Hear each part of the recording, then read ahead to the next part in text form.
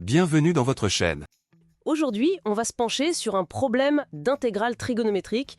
Alors, je vous donne les définitions. On a I, c'est l'intégrale de 0 à pi sur 2 de sinus x sur sinus x plus cosinus x dx. Ok, Et J, c'est la même chose, même borne, même dénominateur, mais avec cosinus x au numérateur. d'accord. J égale intégrale 0 à la pi sur 2, le cosinus x sur sinus x plus cosinus x dx.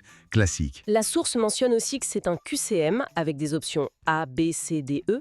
Notre but, le trouver I et J. C'est un très bon exemple. Alors, par où on commence ici? Quelle est la première étape que suggère la méthode? Commençons par la somme i plus j. D'accord. Si on additionne les deux fractions sous l'intégrale, elles ont le même dénominateur, sinus x plus cosinus x. Oui. Exactement. Et ça fait 1. Tout simplement. Magique. La fraction compliquée disparaît. Voilà. Facile.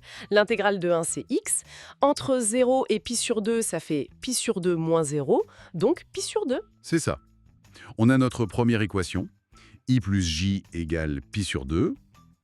C'est déjà une belle simplification. Regardons i moins j. Alors, i moins j, l'intégrante devient sinus x moins cosinus x, toujours sur sinus x plus cosinus x. Si on regarde le dénominateur, u de x égale sinus x plus cosinus x. Oui. Le numérateur, c'est moins u' de x. Ah oui, la forme moins u', u. Ça s'intègre en moins le logarithme de la valeur absolue de u, c'est ça? Tout à fait. Une primitive est donc moins le logarithme népérien de sin x plus cos x. D'accord. Maintenant, il faut évaluer ça entre 0 et pi sur 2. Alors, en pi sur 2, sin de pi sur 2, c'est 1. Cos de pi sur 2, c'est 0. Donc, sin x plus cos x vaut 1, moins le logarithme de 1, ça fait 0. Oui.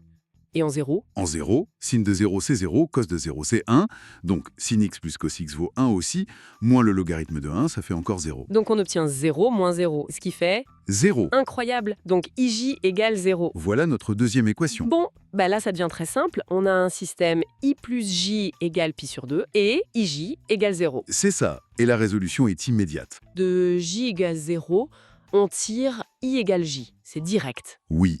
Et si on remplace j par i dans la première équation, On a i plus i égale 2i égale pi sur 2, ce qui donne... i égale pi sur 4. Parfait.